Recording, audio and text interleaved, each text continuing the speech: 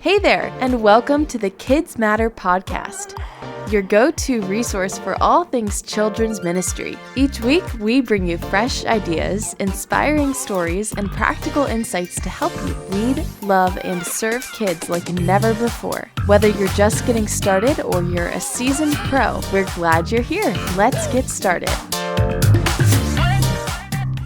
Hey community, welcome to the KidzMatter Podcast. So grateful that you are here. If we've never met, I'm Ryan Frank. My wife, Beth, and I are the founders of KidzMatter, an organization that exists to empower and equip the global children's ministry community. And guess what? That includes you. Yes, you watching this podcast today or listening. If you serve kids and families in the church, we love you and we are thankful for you. We love coming up with resources and training and all kinds of great stuff, including reminding you that you're not alone in your ministry to children. Children's ministry can be lonely, but I've got good news. You're not alone. And so thank you for tuning into the KidzMatter Podcast today. Today's going to be a good one. If you're new to the KidzMatter Podcast, we've been recording the KidzMatter Podcast for probably a decade or more, but we just relaunched the KidzMatter Podcast a few weeks ago. We've got a brand new video introduction. We've got a brand new format. I'm coming to you from time to time. I'm interviewing people. My wife Beth and I are on here together. And then we're doing what we're doing today, and that is I'm going to show you a podcast interview that we recorded at the KidzMatter conference. That's right. KidzMatter has a conference, and is it a great conference? In my humble opinion. Every fall, 3,000 children's ministry leaders and growing come together for 3 days of inspiration, worship, encouragement, training, resourcing. Somebody even wins a car every year. It's incredible, but true. We'd love to have you. It's October 7th, 8th, and 9th in Evansville, Indiana. Before we jump into today's conversation, which is going to be a good one, we're going to talk about managing time management. Managing time management? What about mastering time management in children's ministry with our good friend Anthony Hunt? But first, I want to thank the sponsor of today's KidzMatter Podcast. I want to introduce you to your new creative team. That's right, Church Visuals is your one-stop solution for custom graphics and video. Over 40,000 plus ready-made visuals and over 1,000 church media training resources all under one roof. We love Church Visuals. Church Visuals powers this very podcast. They're a part of the KidzMatter conference, and I'm excited to tell you that they have plans starting at just $49 a month, which means you can clearly communicate the gospel with excellence, and it's never been easier or more affordable. So go sign up today at churchvisuals.com, and remember, your visuals matter. Friends, today, our good friend Jordan Davis interviewed Anthony Hunt. Actually, it wasn't today. It was a few months ago, but I'm bringing it to you today.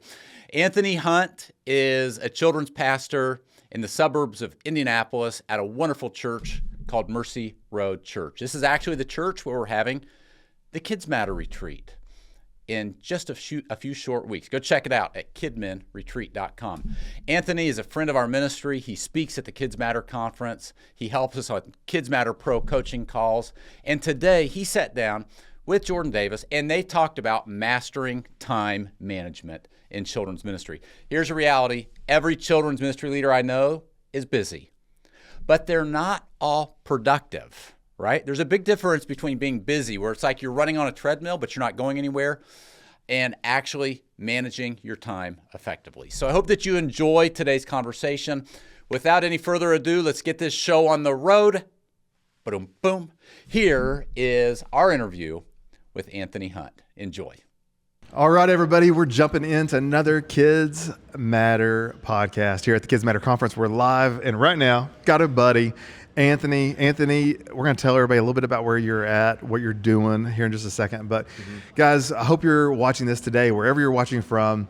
We want you to know that Kids Matter, we're at conference right now, and it's chaos because people have been running around. So if you see us distracted for a minute, my ADHD brain is having some struggles today. I think I'm on podcast 6 or 7. And there's people going in breakouts. There's people going in. Man, this morning people are just worshiping. Oh, yeah. And it reminded me so much of how much kids leaders need to worship. I think we forget sometimes how many leaders, I was there for years, that just don't get to be in service and don't get to worship. And so, like, this is my favorite moment every year of you have that first morning worship, and there's like a year of worship pinned up in a kids leader, and it just gets go everywhere. And I love that. So people are going to breakouts. So if you haven't ever been to Kids Matter Conference, this may air down the road. So I'm going to say that, like, go ahead and sign up today for next year. By the end of this week, you're going to be able to sign up for next year anyway. Yes. So Anthony, tell a little bit about who you are, maybe a little bit of your journey of where you've been in ministry, and then kind of where you're at now, and then throw in like your favorite thing about ministry. Okay. Like, that's a bunch all at once, but just That's all great. of that. That's great. Well, I love even that reminder, Jordan, of we can't give what we don't have. Yeah. You can't give away what you don't possess. And the number one thing that we can give to our ministries is our personal relationship with Jesus. That sounds so cliche. It's like we know that in our heads.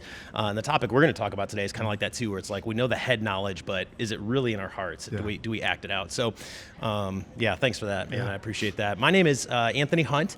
I'm in Indianapolis, Indiana. I have fun fact about our family too. I'll tell you, we've got 6 kids, It's crazy. 8 and under. So we had 5 girls, and now we've got a baby boy. So our life. The first time nuts. I met you, we sat and had coffee, and I'm like, I felt like I was a mess with 3 boys, and then I hear from this dude, and I'm like, never mind, I'm good. Yeah, I can tell you some stories, man. It's wild. I always joke that it's added job security. Yep. It's like it is kids ministry at home all the time too, where it's like we're doing the same safety incident reports all the time at home. But no, it was great. Actually, our 6-year-old has a broken foot right now because they stacked all the couch cushions up, and I was here for all of it. It wasn't like one that I missed. And like, I didn't know they were doing that. And I was encouraging it. Stacked up all the couch cushions in our living room, jumped off, rolled her ankle, broke her foot. Man. I'm like, that's going to be par for the course. That'll happen about every other month now as our kids grow up. But I kind of think in life, like if you don't have ER visits with your kids, right. you're doing something wrong. Like, you're not exciting that's enough. Boring. Yeah, exactly. So I'm in Indianapolis. I've been pastor now for a little over a decade, which is great. And I've spent the last 10 years at a multi-site church there in Indy as the lead kids pastor, leading all of the teaching content, and then also I was the supervisor for all of the locations as well, all the kids pastors. But I just transitioned to a new church now, Mercy Road Church in Carmel, Indiana, and absolutely love it. So I've been there for 2 weeks now, all of 2 weeks. Of 2 weeks. But amazing You're actually culture. a little closer to me now, so we got to hang out more. Yeah, exactly. Yes,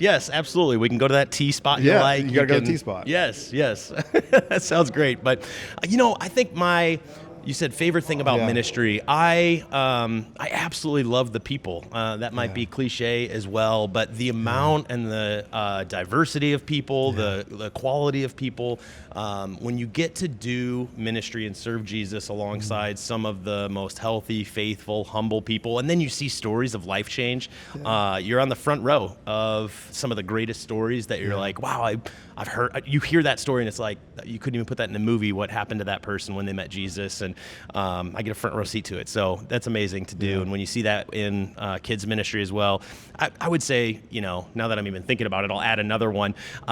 Getting to spend as much time as we do with kids, so much. I love Brad Montague's book. It's called Becoming Better Grown-Ups. And one of the key lines in that book is he's like, the key to becoming a better adult is just becoming more childlike. Not childish, but childlike. And so we get a front row seat to the joy and the wonder and the energy and the enthusiasm of kids. It reflects so much of the character of God, and absolutely love that too. Love it. Well, this week has been awesome because we're filming tons of these at once, and we're going to have some crucial conversations. And I feel like today is like a slap in the face for me. So I don't know how these are going to come out in recording, but we did. Being a people pleaser, check. Okay. We're talking about time management, and a little later, I think we're talking about communication. So the 3 things that are probably on my worst list. So I'm going to sit back and just listen, take some notes. But let's really dive into time management. I know for you, I know a little enough of your history. You came out of some corporate world. Mm-hmm. And I was just in another podcast, and we were talking about time really does matter. Yes. Our time is valuable. as leaders. And so I'd love for you really to break down like why time management matters. And then I know you've got stuff you can say, but like, why as leaders, especially in the kids world, do we need to manage our time well? Yeah, that's a great question. I was very similar to you, by the way. So when I started on this journey of leading some trainings, my peer at the church that I was at, he came up to me. He was leading leadership development. He's like, hey, here's all the topics. Which one do you want to train on? Would love for you to help out train the staff. And I picked time management. He's like, oh, that's great. I would love to learn from you too. I'm like, no. I'm diving into like research because I need it. Like I'm like you. It's like this is an area that so many people are so disengaged in because it's like it just feels so overwhelming. Oh, I'll never get that under control. Or that's been on my professional development sheet for years. That does seem like the trend. I don't know about your all's church, but at our church for the longest time, every single year, like one of the top 3 areas of development that people picked for their professional development was time management. It's like, man, we just can't figure this out. And it usually why? is the kids leaders I have found. Like yes. It is a lot of times. Yes, and so I mean, time is obviously, and this gets into like the head knowledge part where it's like, okay, yeah, I think we practically know this, but is it really like in our heart and in our bones? Do we really live this out? Knowing that it's the most finite resource that God gives us. The richest person in the world can't buy more time, 168 hours a week, 40 minutes a day. It's like, that's it. And we have until the time we die to do whatever we want. Like we're in charge of what we do and how we spend our time.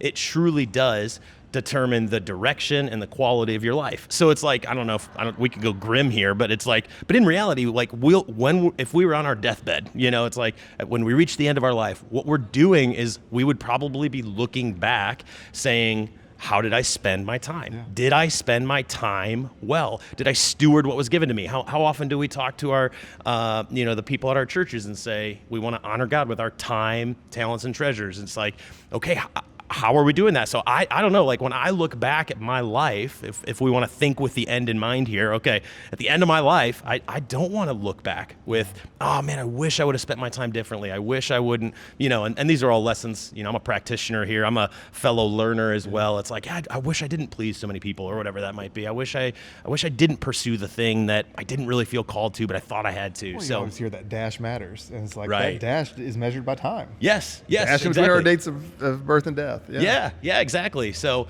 it's crucial. And, when we look at Jesus's life too, it's like, how did he spend his time? That's an interesting study, because as I was like preparing for some trainings on this topic, I was like, it kind of impacts the way that you read the Bible. It's living and active, as we heard today at the KidzMatter conference. What a great reminder too, that it's like, this thing is always, just convicting us in different ways. Yeah. But one of the ways that it's convicted me is when I look at, through the lens of time management, how did Jesus do it? And at first, I don't know, like I had this myth in my head that like, okay, Jesus is a guy who just does everything. Like he's, God incarnate. He's the son of man. So he could just do it all. So, but I realized like, oh wait, no, he's not saying yes to every opportunity. Mm-hmm. Like he's not just going and doing everything. Like he'll go and he'll heal somebody. And then and I'm reading that and I'm like, wait, he chose not to heal everybody else there. Like we celebrate the fact that he healed somebody, but we don't realize like then he left and he didn't heal everybody. Like, wait, why did he choose to spend his time that way? Why did Jesus sometimes, after he feeds one giant crowd, it shocked me because another crowd came to him. And Jesus, as a man who's starting off a ministry, he's, gaining popularity, he's starting a movement. I would think in my humanity that you do this awesome thing to like show the truths of God. That's what miracles were for.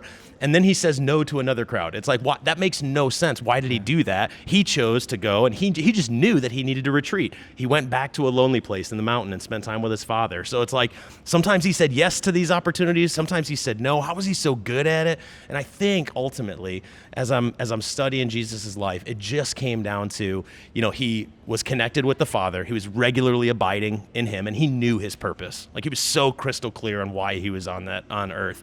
And those two things led him to just have that real spirit-led discernment of what do I do in this moment? Do I, say yes to something or do I say no to something? Yeah, that's good. It makes me think of a bunch of things right there. There's just so many nuggets of wisdom. But like, in a kid's world, I think time makes us prepared.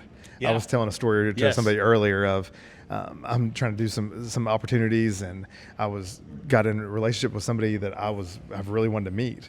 And they're like, you can have 15 minutes of my time. That's all I can give you is 15 minutes. Yeah. And I've wanted to meet this dude, wanted to talk to this guy, and I'm like, 15 minutes? Like, I'm a talker. Like, I don't even get through the intro in 15 minutes. And then I was like, wait a minute. That means, like, Jordan, who's not good at time, I have to know what I'm going to do with that time. Uh-huh. Like, what message do I want to portray? What do I want to make sure gets conveyed? And then what's my ask? Because I've got to ask for this guy. And I'm like, ooh, I don't prepare that much for a lot of things. So dive into that a little bit, like practically. Yeah. Like, how do we start managing our time well? Well, I love hearing the why, but then so practically, and then why does it matter for us as Christians? I think that's really important. Yeah, that's awesome. And I love even that story too, because it shows how intentional. Like, that person probably had a system, like they had a filter through which they made decisions. And I think of two things. I think one, a fresh mindset toward time management for us as Christians is essential. Like, we have to look at this in the way of Jesus, where it's not just, a good Christian would say yes and would serve anybody for any time they want. It's like, it's really important to have a plan and to know, okay, I've got a finite amount of time on earth. I want to spend the most of it as possible doing what I was called to do, why I was put here on earth, and that takes a lot of intentionality. That takes a lot of saying no to things. And for many of us Christians, especially those, in the ministry, like vocationally we do this, I think that I adopt the mindset at times where I have to serve everyone who comes to me. Like, I have to do that personally, because that's what pastors are. Like, they are shepherds, and they're, so it's like, how could you say no to someone who's hurting and needs you? And I could make an excuse, Jordan, that almost any type of Christian activity, like I could spin it for like a missional purpose. It's like, I think that you're right on. This is the slippery slope for every leader. So if you're a leader out there, like, think back of your life when you've been the most stressed. It's because I said yes to everything. Yes. And you've probably forgot about priorities. And you think, I have time for that, I have time for that, or time for that. But then something's going to get pushed out. Yes. Yes, absolutely. And I think it was Louis Giglio who said, every time you say yes to something, that means everything else will get less of you. So he's like, make sure your yes is worth the less. And I like that, because if you say yes to something, you're going to say no to something else. You could be doing one of two things. And so just having a mindset that, like, saying no is not sinful. Saying no does not mean that you're going to, that you aren't good enough, that you don't have capacity. And that's where it's like self-awareness and knowing it. That's where, like, shame can creep in for me, because I'm like, well, I think a better pastor, a better leader, a better father would be able to get to all these things. And if I say no, that just proves I'm not enough, and that's my story. But we all have these subconscious motivations that keep us from spending our time wisely. But I honestly think, like, having a mindset that, getting a fresh mindset that says, no, I'm going to celebrate my to-don't list just as much as my to-do list, That's good. And that's really hard, because when somebody comes to you with an opportunity and you say no to it, well, you're going to disappoint people. You're going to... You are not going to do the thing that's probably really great, because that's the other thing you said, like, slippery slope. The other thing is, like, all the things that we could do as kids pastors. It's not like, and sometimes I have the mindset that this is the way it is, and it's not like, I won't do the things that are worth less. I'll just do the things that are worthwhile. So, like, if it won't help someone get to know Jesus, like, I'll say no to those things. But in reality, like, we do need to adopt this mindset of sacrifice where we're saying, no, I'm going to say no to great things, not just bad things, but I'm going to say no to great things in order to spend my time doing what's best. So I know we didn't even get into the practical stuff there yet, but just the mindset is so key. It opens cans of worms in my mind of, I've had to realize sometimes when I say yes to something, am I saying no to my family? I mean, that opens a whole nother can of worms of, like, well, I'm saying yes to something, I'm saying no to something too. Saying yes to an extra event or an extra thing outside of my job description, which is good every now and then. But is it pleasing to the Lord, and is it pleasing to my family? Yes. Am I saying no to a concert that my kid has looked forward all week for me to go to? Right. And I'm like, oh, no, this just popped up. Well, no, you forgot about it because you're not managing your time well. Like, that happens to me every week. Yes, like, yes. I remember very vividly my first year in ministry. This was about 10 years ago, something like that. And it was my first year doing it. It was the first multi-site campus at our church. So it was like this big deal. And I'm brand new to this. So I'm like, we need people around us, like my wife, who could just remind us of what's true. It's so good. But this is what I would tell her. I would be like, listen, Emily, it's the church's first year. This is just a busy season. Hang on. We're going to launch the church. It'll be okay. All right. We're really going to work toward, okay. And then it launched. And then it was like, Emily, hang on. This is our first Easter service. This is just a season. Yeah. Just hang on. It's going to be crazy. And then it was summer camp. And I'm like, this is my first summer camp. It's just a season. I know it's going to be busy. And then fall kickoff. And then, it's like, I didn't know that, but I was in it every day. And I was just like, I didn't even realize that, yes, I was saying no to a lot of things personally because I had convinced myself that this is just a season, it'll get better. And then very quickly, Emily, just very lovingly said to me, that you've always, she pointed it out to me and she's like, you always say it's a busy season. Do you realize that you're always in that? And I'm like, no, that's not true. I got defensive, and there's always so true. There's always a just There's always a something. Right. And if it's not our personal problem, it's somebody else's personal problem that we think we need to try to solve. Yes. And we can't. Yes. Yeah, and it's tough. Our job is very tricky in that way too, because we're serving God. It's like, I had somebody once, we had our longtime care pastor, great mentor of mine. He would talk about the pleasing hierarchy often. And he's like, in every action that we do, we need to consider who is this pleasing. God needs to be at the top. If we're married, spouse goes next. If we have kids are next. And then far gap, and then everything else in our life. Work is down there, extended family, sports, hobbies, all these things. But what's tricky for us as pastors is okay, God is first, but work is fourth, fifth, sixth, seventh, eighth. Yeah. But it's how do we, I can convince myself, I could deceive myself that I would tell my spouse and my kids, hey, I'm doing this for Jesus, kids. When in reality, it's yes, I know, and I've preached and I've taught on, don't sacrifice your family on the altar of ministry. And yet here I am saying but I'm just serving God. I'm no, you're doing work, And I just had a friend call out. It's the people around us are so important. But a friend told me as well, as I'm battling through this, how do I manage my time? How do I get to all these things? And he just lovingly came alongside me. He's as I'm trying to get to all these things and be present with my family. And he's he just looked at me. He's dude, you're not that important, right? Yeah. And that was such a good run. We'll tell each other that every now and then, oh, but I have to be there for the Saturday morning thing. And it's dude, you're not that important. It'll be okay without you, And if we ever needed a reminder, it's go on vacation and see if they still have services. Yep. Everything seems to be fine without us. But man, we could convince ourselves otherwise, can't we? Well, and I think that brings up a great thing. I think there's times where I've battled man, my senior pastor or this person that I'm under is not at my event, and then I'm mad about that. But then I'm why are they in such a better, healthy place? Yeah.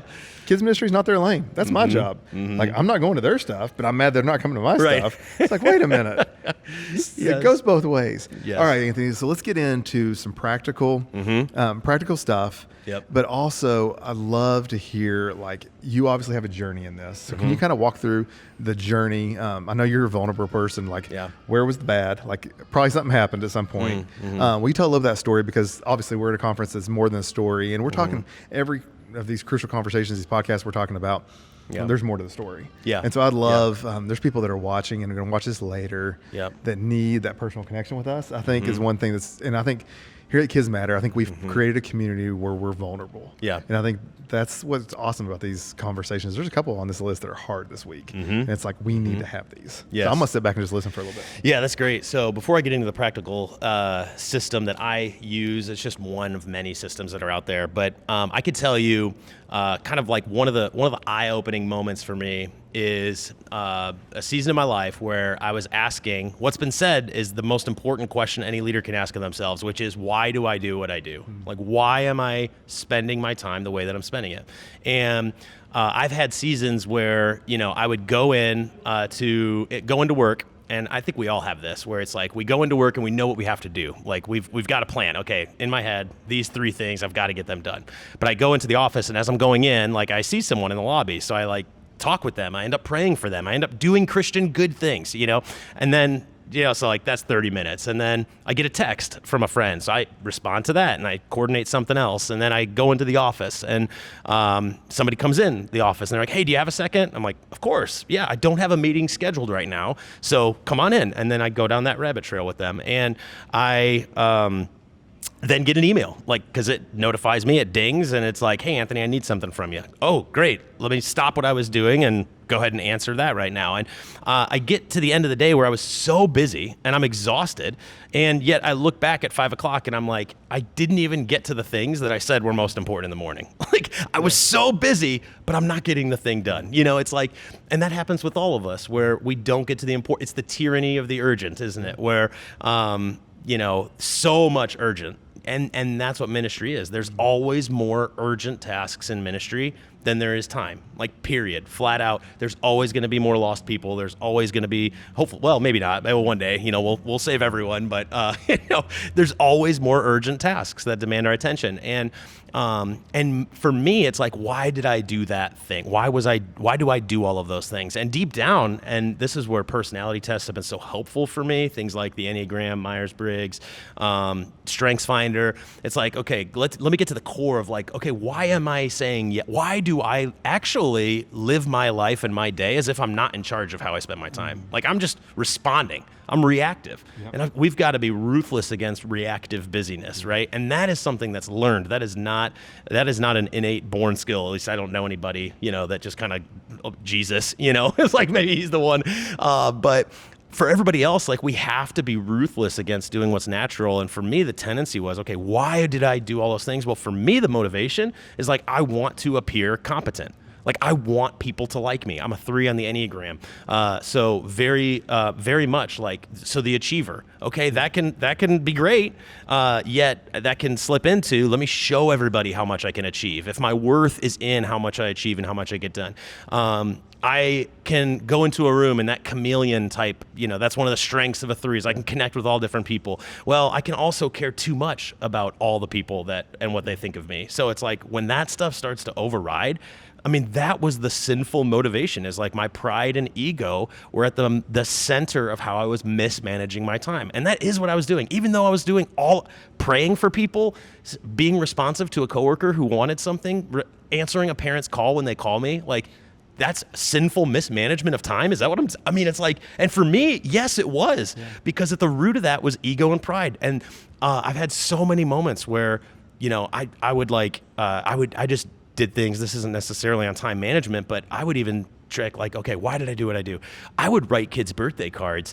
Anytime it was their birthday, whether it was a kid who attends regularly or I would write it to volunteers. And I remember one day, man, the Holy Spirit hit me like a ton of bricks on a Sunday, because I loved that people would come up to me on Sundays and be like, hey, I got your birthday card. That meant so much to me. The fact that you spent your time nobody handwrites cards anymore. Yeah. And I just remember walking away feeling so good about myself. And I realized, oh, the reason that I'm writing birthday cards has nothing to do with them. I'm doing that for me. I'm doing that so I get the affirmation. I just care so much about what others think of me and getting praise and public recognition, appearing competent. And so just knowing that about myself, man, that's going to be, and so I don't know, for others, that might be a step to take, is really reflect on that. Why do I do what I do? And if you reflect on that, you might find some tendencies or some sinful habits that you've gotten into that are so deceiving. That book, Leadership and Self-Deception, I'm that was mind-blowing for me, because the amount of we're leaders, we care. You're listening to this podcast right now. It's you've got a growth mindset. You're smart. It's you're spending your time developing. We have these great things, and yet we can deceive ourselves so easily. And I know that's certainly true for me. Well, I think it opens up the other end of that too. I've realized over the last little bit, people have realized how they can control me because of my weakness. They know that if they're the loudest, I'm going to do that thing, even if it's not the thing I need to do. Right. So they know I'm not going to answer email because I don't do good time management there. I'm not going to answer a text immediately. But if they call me 3 times, I'm going to realize that they need me desperately. Yes. And it doesn't matter if they need a box of Cracker Jacks pulled from the top shelf or that somebody's not in the hospital. I'm going to go to that no matter what it is. And that's when I start this loop of this poor management. And it's like, but what I've realized is like, oh, they know my weakness. Yes. They know that if they just keep bugging me, then I'm going to have to go to them because I react to the loudest. And so you got to learn yourself. I mean, that's what he's saying. Like, you have to understand where there's a reason behind the reason of time management for you. Yes. And like the underlying issue is the issue, and people are going to start controlling you through that. Yes.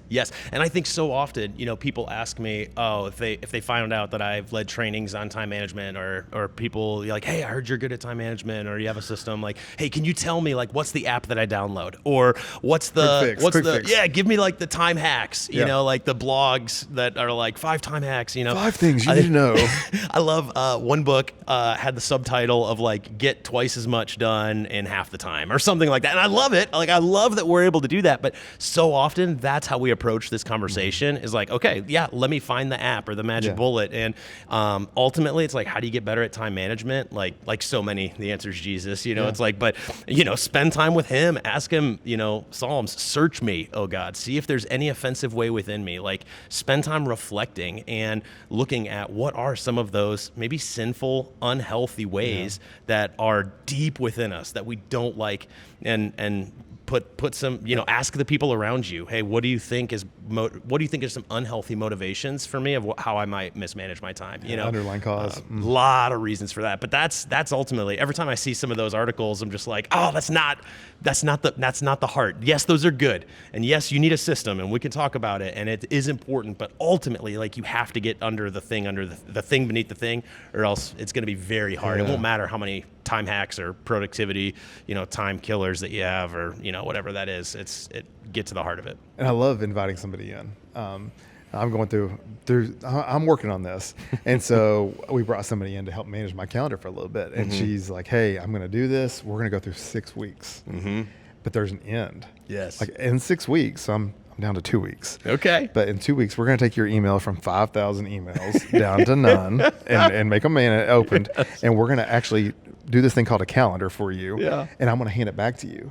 And what I realized is I was like, this is scary. But what I've understood about me is I'm not a system person. I just needed the system set up. I'm actually answering emails because it's not overwhelming to me, because my email is not thousands and thousands, and people aren't bugging me and calling me all the time because I'm actually answering the email.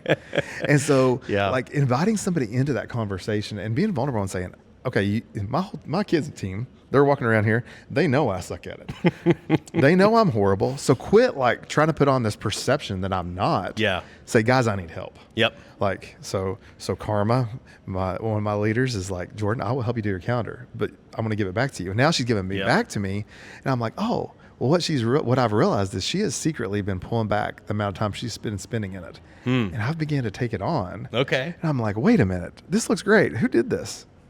I did it. Hey. But I didn't even know. And so I think, like, inviting somebody into that and putting people around you that are going to be, crucial conversation people with you, and say, like, Jordan, we know you're bad at this. Let's help you come up with a system to fix it.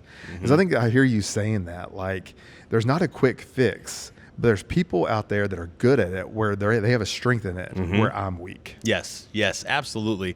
So if you have a reductive mindset, if you surround yourself with people who are willing to look you in the eye and tell you the truth, or to ask you hard questions, if you're willing to spend time looking deep within yourself, then I think you're at the spot where you can get into the practical system. So do you want to go there next? Do you want me to dive in? Okay.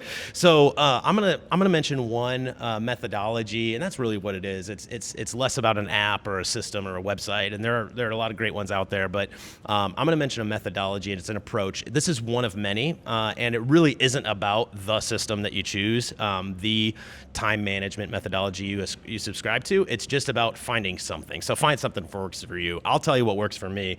The GOAT of time management or productivity for like many years has been arguably David Allen. He wrote a book called Getting Things Done long time ago, and it's a great book. It's really long as well, but worth your time, I would say.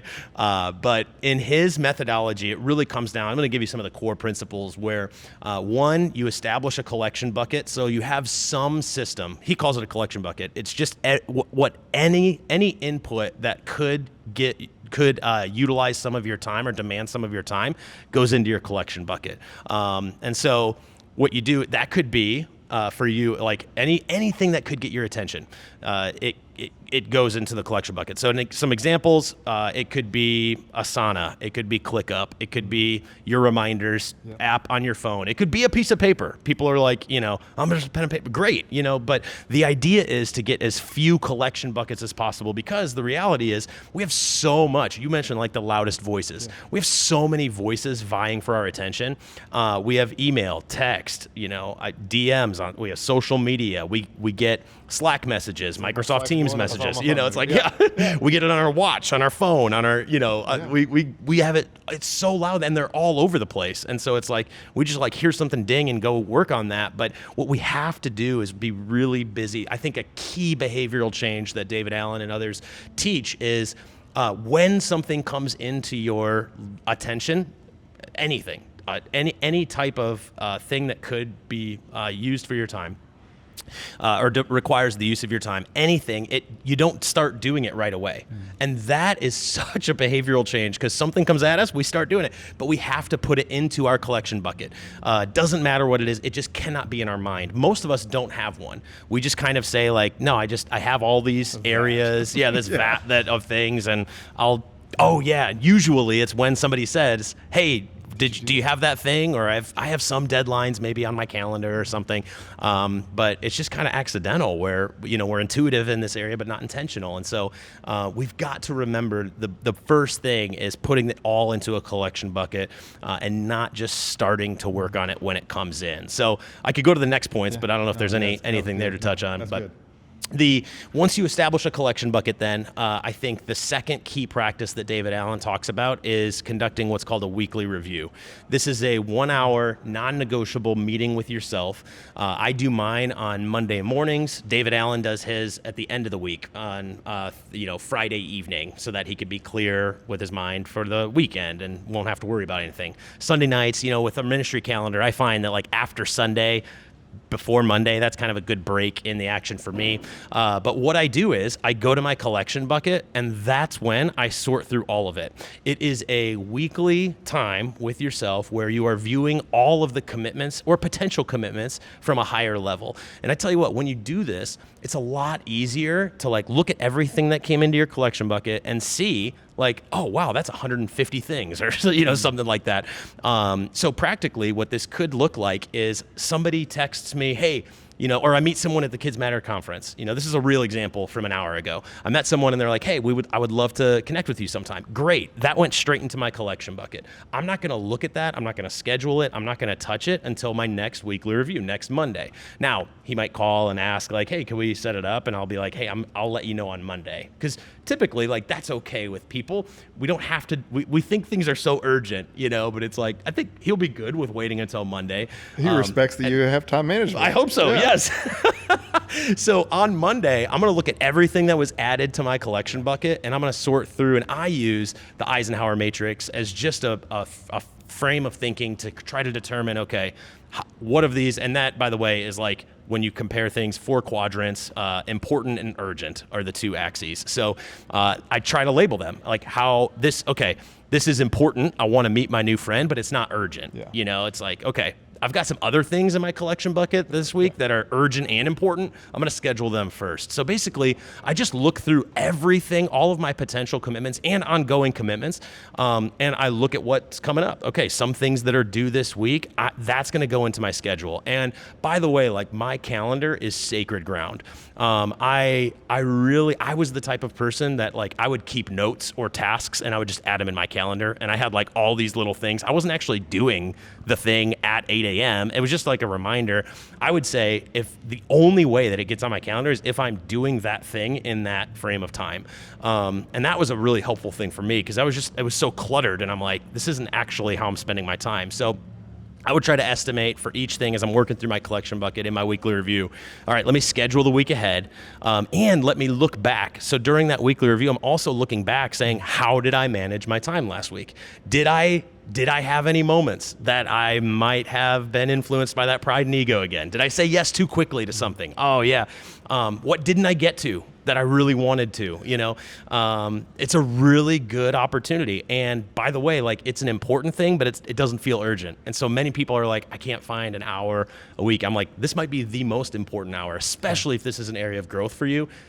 Just schedule it and start working through it, and just spend 1 hour. It's like early on, you're going to be like, oh, I barely scratched the surface with some of the things that came in.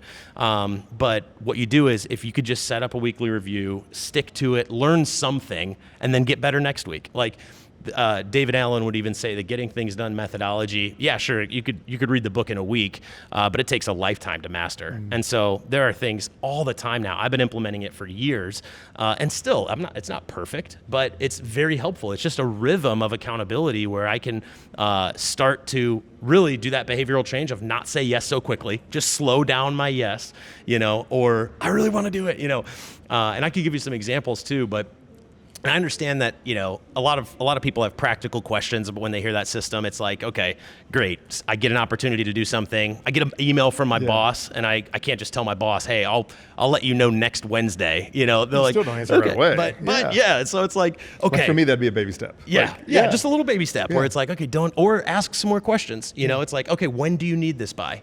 Sometimes we think it's so urgent that we have to stop everything we're doing and get it to the boss by tomorrow morning. It's like, they could say, oh, just do it when you get time. So a very real example is in kids ministry, I was working on 3 big projects, and my boss came to me with a 5th decently sized project. And I said, okay, great. I would love to do that. It's important. It's coming from you. Here are the things that right now are about the same scope, impact. Here are the 4 things. Which one of these 4 do you think I should get rid of to add the 5th? And she was like, oh, none of them. And I'm like, okay, great. Would I be able to then? And it was just a conversation. Okay, I'll finish this one in a month and a half. Do you think then I could start on? And it was fine. Like, it wasn't. It was a great conversation. I wasn't seen as this person who is like, why aren't you saying yes when I give you work? It's like, no, I had an idea because I was able to look at all of my potential and current commitments at a broader, higher level. I had a really good sense and feel for like what God was calling me to do and how could I make the best impact? Because that's the other thing. Like, on its own, these things that vie for our attention, like, on its own, they feel really good. But when you have your weekly review and you're looking at, the 20 things that you could potentially do this week, man, it becomes really clear. That one is way more important than that one. Yeah. Okay, yeah, I might not get to that then. It's just going to stay in the collection bucket until, next week where I'll schedule it. So there's much more that goes into the system itself. But man, those 2 key principles having one collection bucket, one place where you put all things, and we could even, if there's a lot of people have like, practical examples of like, wait, well, what is that for you? I can talk through some of that. I think some of that is opening up like freedom for you, freedom to do some things that you want to do. Yes. That's what started kind of this journey for me over the last little bit is like, people are like, why don't you keep a strong calendar? I'm like, well, there's no freedom in there. And they're like, there's freedom if you make freedom in there. And so like, just me being vulnerable and honest, like where I've started this journey is like, literally, this will go back to you'll laugh, like probably the last time I met you in the Haverstick coffee shop. Oh yeah. I guarantee you the morning that I knew I had to meet you was because this is how I did my calendar. I would search my emails and my texts for that date and figure out all the meetings I said yes to that I didn't write down. That is how I've lived my life for 20 years in ministry. Yeah. And I'm like, why are you always stressed? Well, I don't know what I'm doing next. Why don't you know what you're doing next? I don't keep a calendar. Yes. What?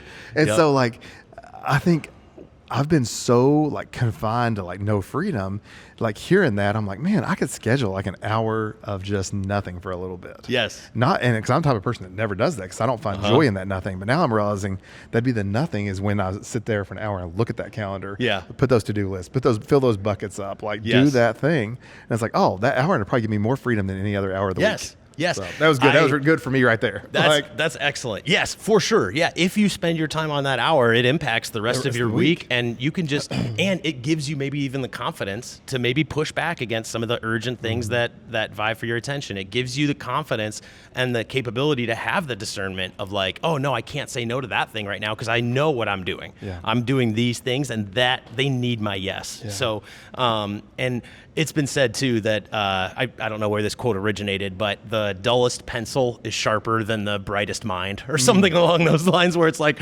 write it down. I can't tell you, Jordan, it's like a pet peeve of mine now, where when I'm in a meeting and somebody will come up with an idea and the room is like, yeah, we should do that. Okay, yeah, great. And I look around and no one's writing it down. It's like they're just relying on their finite cognitive space. Now, maybe, and I don't have, by the way, a good memory. I don't have, I need a system in order to make sure that I get these things done. And I love it too, because your mental, the freedom you talked about, your mental freedom won't be carrying all of these. You talk about overwhelm. Oh, yeah. So I'm trying to remember all the things that I said yes to, or all the things, or what was that thing we said we were supposed to do? It's like, man, there's so much freedom and confidence when you're like, I'm going to put it into my system. I'm going to work it in, and I'm going to prioritize it based on the other things that are going on in my life right now. And you can get it done in a way that makes the most sense. Yeah. There's so much freedom in that too. It's amazing. It really is. And showing your character. Like, not talking about, I've got all kinds of stuff for this, but like last night I'm in a room, and I swore up and down all last week I sent a text. Knew I sent a text. And we're all sitting in a restaurant with my whole team last night. Yes. My wife's sitting there. Yeah. And they're like, you didn't text me. And I'm like, yes, I did. I opened the text. I never pushed send. Yes. And so for 2 weeks I've been lying to my team saying I asked them to do something that I didn't do. Yes. And my wife's like, and you wonder why we all get so frustrated. Yeah. And I'm like, and she's like, so, the hotel conversation later was like, character, like you said you did, like if you didn't know you did and you said you did, like, so for me, like that's where it started for the last little bit of like this journey of like, I didn't realize my time management was also like character development for me. Like people look at me and they see me walk around all day, and I'm in everybody. I'm popping in our preschool rooms. I'm popping having the fun, and then I'm working like crazy in the evening. To catch up for all the things I should have been doing during the day. When the 3-year-old in the preschool didn't care that I stopped and played dinosaurs for 10 minutes, I could have just done 2 and they'd been fine. Right. And so like the character development in this, I think that's where like it's so strong, like for who we are and who God created us to be. Is we're supposed to manage our time well. Like I'm fully believing that. Like, Well, think about too, you talk about like freedom and being where we're supposed to be. Think about how much more effective that you'll be when you work on this character stuff, but also just from like a practical standpoint, if your mind isn't so cluttered with all the things that you're supposed to do. So I remember there was one time a family came up to me in the lobby and they're like, hey, when is the next, kids ministry? There was some night we had some parenting event, and I was like, I don't know. And they're like, aren't you the kids pastor? How do you not know? Like they literally told me that. And I was like, no, I don't know. I have it written down somewhere, but my mind was not, I didn't fill my mind with the exact logistical details of that parent event in 3 weeks. And they couldn't believe it. Like they looked at me like I was less than a pastor, and that made me feel some kind of way. I'm like, maybe I should know everything. But it was a reminder that no. My mind was totally free to be fully present in the moment with the people that I'm with. There was one, a lady who ran a seminar once. I was listening to her training on time management, and like her whole thing, her shtick was that she looked around the room, and anytime somebody asked a question, like she answered with their name. Like she would ask them their name, and then she would memorize it. And throughout like the hour and a half long training, she got to know like almost 40 people's names in the room. And somebody asked a question, because like somebody would ask a follow-up, and she'd be like, oh, that was a good question, Luke, or whatever the person's name was. And somebody asked her at the end, they're like, how do you do that? You must have the sharpest mind of all time. And like her point was, no, I do this. And she went around and like named 40 people's names. She just met them an hour ago, but she already knew their names. How? Her thing was, I am so cognitively present and available with you that it's actually way easier. I don't have a photographic memory or whatever it is. Like I'm not super special in this area. But her point was, clear your mind of everything else and just watch how that's where the productivity comes in too, by the way, where it's like, it's less about download this app to be more productive. It's like clear your mind of all of your potential commitments and be fully present with the people around you. You'll be a better pastor. You'll be a better dad. How many times? Oh my goodness. I could go for days on like the convicting time frames where it's this vicious shame cycle that I get into where I'm at home and I'm thinking about all the things I didn't get to at work, but then I'm so busy at work and I'm thinking about the time I'm not spending at home. It's like, golly, this is brutal. I wish, what a gift it would be if I just took and it's hard work and diligence to really be present with the people I'm at. Like, and that's not always easy. It's easier said than done, but it's a gift to be fully present. Well, it reminds you, like, the quick fix, you miss out on the process. And the process is where we learn, and the process is where things get ingrained. Like, when you go over the 6 weeks, like back to the calendar thing, it's like, I'm going through some hard stuff. Yes. But it's like, oh, I'll never make that mistake. Yes. I won't make that mistake again, or I won't miss that appointment. Like, yes. And so, like, I think it's the character, the development, the moving forward. So, like, in ministry, let's get back to the nitty gritty of the ministry part. Yeah. So for a team, so like, speak to teams for a little bit. No matter what size church somebody's at, they're going to have a volunteer team probably. Yep. How do we manage our time with our volunteers? How do we portray that the time in our classrooms matter? Let's get into a little bit of that, like practical ministry stuff. Yep. And making the most of our time on Sundays. Yeah, that's excellent. Well, I think it starts with slowing down on your yes. So anything that comes your way, and David Allen gets into this too, where it's like how you actually, in your weekly review, when you're regularly clearing out your collection bucket, like looking at all the things that could have your attention, he says, like, don't just start doing it, but actually stop and ask a few questions first. He says, number one, like, can it be done in less than a minute? If so, okay, knock it out. Like, fine. Is it something that just needs to be archived? Like the details of some future, our kids' sports schedules. It's like, I don't know, I'll put that in the calendar later. I just need to know where to get it later. Okay, great. Do I need to be the one to do this? And so often, like, we don't ask that question. We just start doing it because we're the professional Christians who are paid for this, right? And so it starts with, like, asking those questions of yourself. And honestly, like, does it even need to be done? Like, is this actually important enough for anybody to do? Or should it just be on a to-don't list or a later list or a backlog? Celebrate the backlogs too. It's like there have been items that are really important that have been in my backlog for years. And I'm so proud of that because I'm like, and anytime it comes up, we think, oh, we should do this. But I'm like, I don't know, maybe one day, but like right now, it's a future thing. It's not a no, it's not yet. Yeah, exactly. And so, like asking that of anything that you're doing in ministry, like, do I have to be the one to do this, or can I delegate it to the people? Getting really clear, delegating it to a volunteer, getting really clear on what only you can do.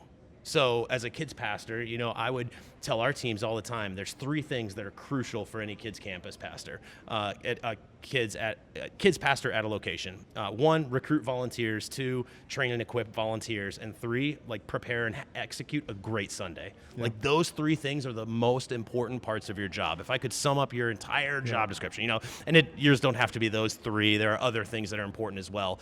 And so I would always recommend, like, during your weekly review, look at your time and what are you doing this week to recruit volunteers. Many people don't ever get to recruiting. Why? It's important, but it's not urgent. Like, we got, how often is this true, Jordan, where it's like we're putting out so many fires? I'm too busy to recruit because I'm putting out all the fires from the last Sunday when we did not have enough volunteers. It's like answering the missed texts. It's like, oh gosh, well, you're never going to solve that. And I would find myself in that route too. So I would spend 2 hours every single week, non-negotiable, on recruitment, working through another system that is, worth another podcast episode. But actually getting into it and figuring out, okay, what are the things that only I can do? And even better yet, from a personal standpoint, what is my personal calling? We mentioned that with Jesus. He was so clear with why he was put on this earth. Why were you put on this earth? Like, have you thought about, a lot of people have like a personal calling or a purpose statement. I think that is a really crucial thing. That's where it's like, if you don't have as a ministry your mission, vision, values set, like, your values are another one where it's like, we're going to do things that amplify our values, so we're not going to do just anything that's because again, sacrifice. Like, we're going to say no to great things to say yes to the best things. It's what the book Essentialism talks about, where it's like the trivial many versus the vital few. Like, find the vital few things and make sure we're doing that. So I think there's a lot of things in that teams can do of like, okay, what are our vital few? And let's be ruthless of not allowing other things to get in the way of that. We're gonna hold each other accountable to making sure that we're getting to the vital few. We're doing what only we can do. We're lining up. It's been said too. I'll just keep throwing rapid fire ideas at you here, but I love Brad Lomenick has a chapter in his book on calling. The book is H3 Leadership. And it was such a clear thing. He's like, your calling on life, why God put you on this earth, it's going to be found at the center of where your greatest strengths and your greatest passions intersect. So write down, I love this exercise, write down what are you passionate about, and then write down all the things that you think you're gifted at. And then find out, you're gonna see some trends there of like, okay, what are some of those areas? I know for me, like my personal purpose statement is to use my energy and enthusiasm to make a difference in the life of kids. Like that's it, it's pretty simple. But as I'm looking at things, that's a huge filter through which anything in my time management system, I'm going to put it through that filter. Like, am I able to use my energy and enthusiasm? And does it make a difference in the life of kids? You know? And so if it doesn't, chances are it's not going to make it on my schedule. And things just become so clear when on its own, like that thing that sounded good, that feels like a good pastor or a good leader should do, like I would just say yes to it without even thinking it. But to really just put some filters on what you and your team spend time on, and make a to-don't list off of that. Saying like, okay, we know there's only so much time in the day here. Like, what are the things that are really important? Let's focus on them for the next few months. And then we're going to specifically say no and we're not going to be good at these things. I love what one person dubbed strategic incompetence. And they said, choose what you're going to be bad at. You know, like, I don't know, like, and that's so hard because it's like, this is an area of the ministry that, again, could lead people to Christ, and you're going to say that you're going to be bad at it, but you can't be all things for all people. Well, and you wonder too, like, in the kids ministry world especially, like, what brings you joy? Yes. If you're doing things that don't bring you joy, there's probably somebody around you that it does bring joy. Like, yes. We've laughed, but we have a group of older volunteers that come and do like all our cutout stuff, and they're like, "Do you have anything for me to cut out this week?" Yeah. I'm like, "No, so and so did it." And they're like, "You robbed me of my joy. Right. Like, my joy is to cut out these cartoon animals or whatever it is." Right. And I think that goes with the time management of you're doing stuff. How many things do we do a week that we don't need to be doing? Yep. And there's somebody that will do it with more joy, Yes. and it'll bring joy to their lives. I think that's so important, and especially as we're strategically putting staffs and leaderships together. So no matter what size church you're at, so much of what you just said applies to all of it. Everybody's recruiting volunteers. Yep. Everybody's in the thick of ministry, and there's somebody else that can do some of the things you do. I would love, as we start wrapping up here in a second, what's been your biggest wins with this? Like for me, I love hearing like you've been able to do such and such because you made time for it in ministry. Like that back to that practical, like where have you seen your calendar open up? What kind of conversations have you been able to have a room for that you wouldn't have had a room for before? But then also, how do we do this as parents a little bit too? Yeah, like, that's how great. do we teach time management to our kids? Well, another thing that's so applicable, I'm glad you said that, Jordan, because everything that we just talked about, the time management system, the mindset, it's just as all of it's transferable to your personal life as well. So honestly, like I have 2 collection buckets. You don't want a lot. I have one for all things work, and I have one for all things personal. So like literally anything that I could spend my time on goes in my personal collection bucket. And so I think like anything with kids too, to answer that one, it's like what you model, what you do. Yeah. Like kids are going to pick up on that. More is caught than is taught. So kids are going to watch you say yes to certain things and say no to other things and disappoint people. So I think being a good steward of time is really crucial of just modeling it for kids. Now, I think that what was the first part of your question that you asked there? You said, how do I do it as a parent? But some of the biggest wins for practical for ministry. So like, especially in the church world, like where does that open doors for you? Yes. So I think that one of the biggest areas of victory that I have found in really working hard to implement something for just to get, it was this area of time management where it was an unconscious incompetence. I was not aware that I was not good at this. It slowly, with work, became a conscious incompetence where it's like, okay, at least now I know that I'm bad. Yeah. All right, and then it grew into maybe a conscious, and you want to grow towards conscious competence, or even like unconscious competence where I don't even think about this. It's just it's a good competent area in my life, but I'm not really thinking about it. So as I've moved in that spectrum, a big thing for me has just been realizing, a life of constant, overwhelmed, busy stress is not the life that God has for us as leaders. Like, I no longer feel that. Being able to walk into a room, and I don't always feel this, I'm not perfect at it, but on Sunday mornings, like knowing exactly how to spend my time, and I feel so confident. So much freedom and joy comes from that. Like, I know that I'm going to be in the in-between when services switch over from the first to the second. It's like, okay, I'm locked in with parents. Like, I just know that that's the time that I'm going to get with parents, so that's what I'm going to do right now. And then I know when to be with kids. And there's just, I think you mentioned it already. It's like freedom and joy that comes from that.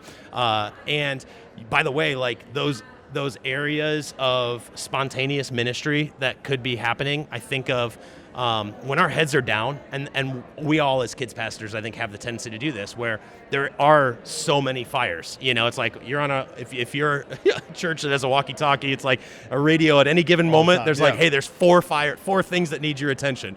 If it's all on you to do those things, and you're going to say yes to all those things, and you haven't delegated or equipped those, you're going to be heads down with a clipboard and running to the fire, and then the fire, and then the fire, and then the fire, and you're going to be busy throughout the whole day. You're not going to see the kid in the corner of the room that nobody has noticed yet. You're not going to notice the new family that's confused of where to walk in your church and clearly needs help. Like, you're not going to have your eyes open to see those that are on the outskirts, the marginalized, and that's the other thing that Jesus was so good at. Like, he had the eyes to see the people that needed help. He wasn't so hurried where he wasn't seeing the people in front of him. And so that's been on a leadership development, you're making yourself unreplaceable. Yes. And you're creating a system where you're not going to get a vacation because they can't do it without you, because you're not handing anything off. Right. And they don't even know what you do. Right. Yes. So like as leaders, you've got to be making sure people know what you're doing with your time too.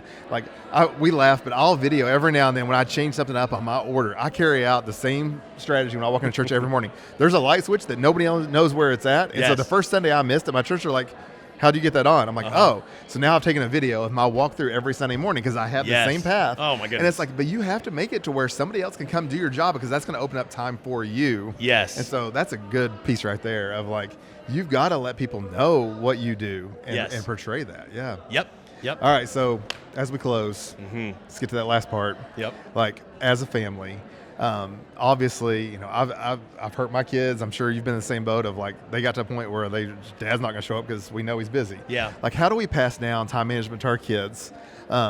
We're learning this, especially with our 17-year-old. Like, he's only worked for the church. Like, he's worked for me and babysitting or childcare at the church. Yep. Now it's like, dude, you need to get out and get a real job, because you need to get a slap on the wrist every now and then. Yep. But how do we teach them? Obviously through homework and stuff like that, we teach them some practical ways. But how do we teach them that and to know it's a spiritual discipline too? Yeah, that's great. I think that one very practical step that comes to mind is something you can do, and this is such a baby step that it's like a once-a-year thing, but I love I've got a sheet that my kids aren't quite old enough yet where we can do this, but with our oldest being 8, although she could probably answer some of the questions, but I knew of a family that asked their kids every single year to fill out a sheet. It would be before like he and his wife would like they would take like a getaway, go to a cabin for a weekend or something. They would have some alone time with just them, no kids, but then they would be, it's like an advanced strategic planning type thing for your family. And it's great. But they would be looking at, it's kind of like, the time away. It's the quarterly retreats. Yeah. It's like we do this in business. We do this in the boardroom where it's like, okay, let's go on a quarterly retreat to look at our business from a higher view and make decisions on how we're going to spend. We're going to review the last 3 months and look ahead at the next 3 months. Do that for your family too. So the form that I was getting to was the kids answer questions like, what are some goals that you have this year? what is your favorite part about our family? Yeah. What is something that you'd like to change about our family? So, and that's something that, yes, you could do that once a year and really like as parents like to go and pray about that and to make changes, but you actually like go into that. But the idea is you go away on that retreat and actually put it into the schedule. Oh, okay, I'm seeing a trend here that like our kids really want to change the fact that we're on our phones all the time. Okay, great. Like, how are we going to remember to do that this year? Or, man, my kid's 17, like they're going to be 18. Let's plan in advance and be intentional here and look ahead to say, okay, what we got some milestones coming up. Let's put it in the calendar now. Because we know that the urgent stuff is going to try to crowd it out, and we're gonna look up and we're gonna be like, oh man, our kid's 18th birthday's coming up. We wanted to do something fancy. How did this happen? So just a little bit of intentionality, and that's an annual example. But honestly, like break that down to a monthly or weekly thing where you're asking your kids curious questions. Hey, what are you hoping to achieve next week? Like, and most of the time, kids, because for all of us, it's like, I don't know what's going on next week. Like, what are you talking about? I don't know. Well, what do you think? Is there something that you haven't done lately that you want to do? So asking questions, nudging. Like letting them speak into that. Yes. Like let them speak into some of your time is important too. Yes. And letting them realize that like they have some say so. We're in this family. Right. Like we love to tell our boys like you're a Davis. Remember that when they leave the house and go on a date or certain things like you're a Davis. Like remind them that like they're part of the family. And maybe that and I think another thing is like letting them see where I'm vulnerable. They know right now that Dad is working on his calendar and they know that Life 360 has said Dad is supposed to be at the football stadium to pick me up. I'm going to text Dad and remind him he's not at the football stadium to pick me up. Like they can help hold us accountable too. Yes, very much so. Yeah, that was good, man. All right, guys, thank you so much. As you can tell, lunch, it's dinner time. I've been sitting here a long time, dude. It is dinner time here at the KidzMatter Conference, and so people are leaving breakouts. There's a main session tonight that I'm just going to say is going to be off the charts. I can't wait. Guys, thank you so much, Anthony. Thank you so much. I would love, tell them they can follow you probably on somewhere. So easiest way. So I'm off on all social media stuff. So that was also a time management thing where I look down and like many of us, we look at our phone screen time app. It's like I spend way too much time on that. So I'm not on social media, but Anthony at mercyroad.cc. If anybody wants to email or continue the conversation or get more, if you have specific questions or anything like that, feel free to reach out. Yeah, and you can always reach out to us here at KidzMatter. My email, Jordan at KidzMatter, and we can get a hold of Anthony, and man, he can answer some questions, but also it's great to just sit down at stuff like this and talk about these kind of conversations. So if you are watching this and you missed this conference, 2025 is around the corner. Get here next year. It's going to be sure. Great. So we'll see you later here at the KidzMatter Conference. See ya.